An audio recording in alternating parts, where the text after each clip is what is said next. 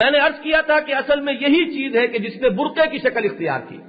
چادر کی صورت میں اگر ہے تو اس میں ایک ہاتھ سے اس کو پکڑے رہنا پڑے گا. اگر اس کو سی لیا جائے وہ ڈھیلا ڈھالا ہو، جسم کے ساتھ چپٹا ہوا نہ ہو، دبیز کپڑا ہو اور واقعتاً جسم کو چھپانا اس سے مقصود ہو، مزید کوئی فریم جو ہے اس کے حسن کو نمایاں کرنے کے لیے وہ مقصود نہ ہو، تو پھر وہ میں سمجھتا ہوں کہ اس حکمت کو پورا کرے گا. اس میں یہ ہے کہ پھر ہاتھ جو ہے عورت کے وہ فارغ رہیں گے. کسی ایک ہاتھ میں اگر بچے کو سنبھالنا ہے اور دوسرے میں ہو سکتا ہے کہ کسی دوا کی شیشی کو پکڑنا ہو، تو یہ اصل میں وہ ضرورت ہے تمدنی جس کی وجہ سے وہ برقع بن گیا. برقع حضور کے زمانے میں نہیں تھا اور ہم انسسٹ نہیں کریں گے کہ برقع ہی ہو.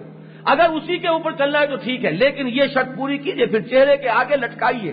اگر یہ نہیں کریں گی تو ظاہر بات ہے کہ پھر شریعت کا معاملہ آپ کا نہیں ہے، پھر آپ کا اپنی شریعت ہے، اپنا جو بھی آپ کا ذہن ہے مزاج ہے جو کریں، لیکن اس کے لیے پھر کوئی سند اور کوئی بھی اس کے لیے نظیر قرآن یا حدیث سے مت لائیے.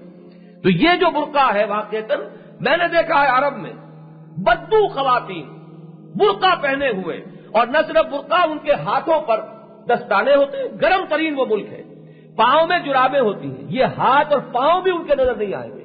اور ایسا نہیں ہے کہ وہ گھر میں بیٹھی ہوئی ہو صرف، یا صرف کوئی بازار میں شاپنگ کے لیے نکلی ہوئی ہو تو یہ حال ہے. ہاتھ میں ان کے لکڑی ہے اور وہ بھیڑیں اور بکریاں چرا رہی ہیں، یا اونٹوں کا گلہ ہے اور لاٹھی لیے ہوئے اونٹوں کو جو ہے وہ کسی طرف لے کر جا رہی ہے پانی پلانے کے لیے.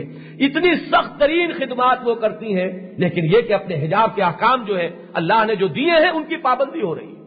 ہمارے ہاں ہندو ماحول جو تھا، اگرچہ ہندوستان میں ایک طرف تو راجپوتوں کے ہاں تھا پردہ، وہ تھا پردہ، لیکن عام طور پر جو ہے یہ پردہ ہندوستان میں نہیں تھا.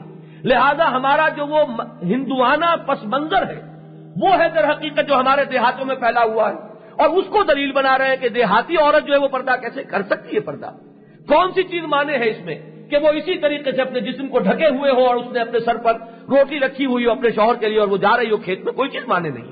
ان تمام چیزوں کو اگر کرتے ہوئے ان کی پابندی، اگر بھیڑیں بکریاں چرائی جا سکتی ہیں، ان کو چارہ ڈالا جا سکتا ہے، اونٹوں کی غلہ بانی کی جا سکتی ہے، اگر پانی لایا جا سکتا ہے، تو کوئی وجہ نہیں ہے کہ کھیت کا کام نہ ہو سکے. اس میں یہ ساری حدود جو ہے برقرار رکھی جا سکتی ہے اگر نیت موجود ہو اور ارادہ موجود ہو. اور ارادہ یہ ہے کہ اللہ اور اس کے رسول کے حکم کی ہمیں اطاعت کرنی.